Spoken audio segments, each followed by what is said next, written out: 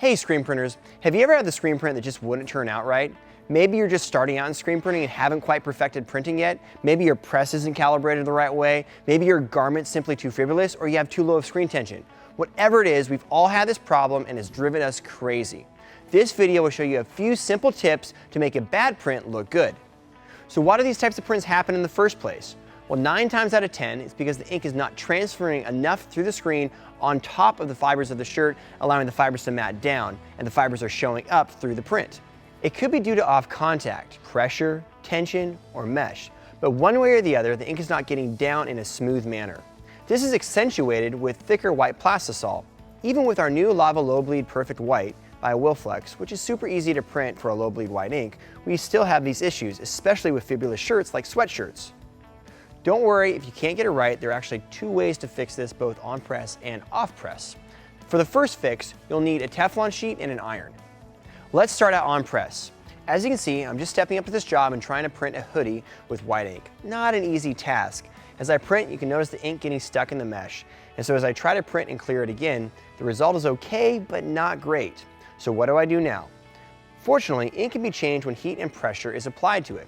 There are a few ways to do this on press with tools like the rock iron or the Stampinator, which will heat press the underbase after the flash, matting the fibers of the garment down and leaving it nice and smooth for the second pass or overprint. You can actually do the same thing manually using a standard household iron and a Teflon sheet.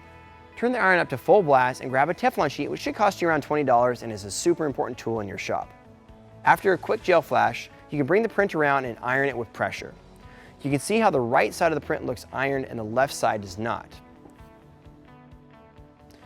Now, as we do our overprint, you can see the drastic difference from right to left, the side that was ironed and the side that was not. Likewise, we can take a similar print and apply the heat and pressure after. First, we cure the print and then we take it over to the heat press. Simply set your heat press to 320 to 330 degrees and the pressure to light and medium, not too heavy as it will smush out your print.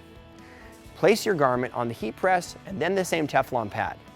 Now press for 8 to 10 seconds.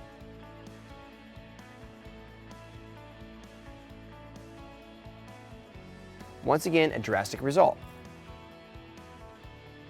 Some quick troubleshooting. If the ink is actually sticking to your Teflon paper, your ink's probably not cured enough before you go to heat press, or your heat temperature is too hot.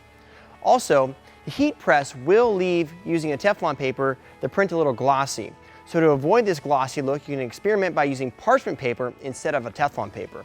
Yes, this does take a little bit longer to do this extra step, but it's way better than having a bad looking print or an upset client. You can check out all the stuff that we used in this video, along with the new Wilflex Lava Perfect White, available on screenprinting.com. Thanks a lot for watching, and be sure to subscribe to our YouTube channel for more great screen printing videos.